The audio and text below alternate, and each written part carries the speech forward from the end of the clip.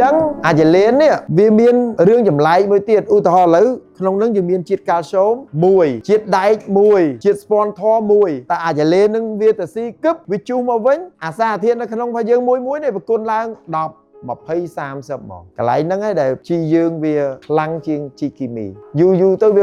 វាកើតកូនកើតចៅហើយអាជីទឹកយើងនេះហើយនឹងជីគោកហ្នឹងមិនត្រឹមតែជាជីដែលសារធាតុប៉ុនសម្រាប់ដើមឈើជាចំណីផោះហាជលេនហ្នឹងហងសត្វដែលវាមានចំណីវាកកើតកូនគាត់ចៅពេញហ្នឹងហើយវាស៊ីចុះស៊ីឡើងមួយថ្ងៃគេហេតុអីបានគេយកអាចលេនដោយសារអាហ្នឹងវាមានសារធាតុប៉ុនគុណនឹង10គុណនឹង20ដងបានយកទៅដាក់មិនមានធម្មជាតិហើយយើងនៅគល់ដំណាំយើងវាផលិតឲ្យយើងនៅហ្នឹងហើយហ្នឹង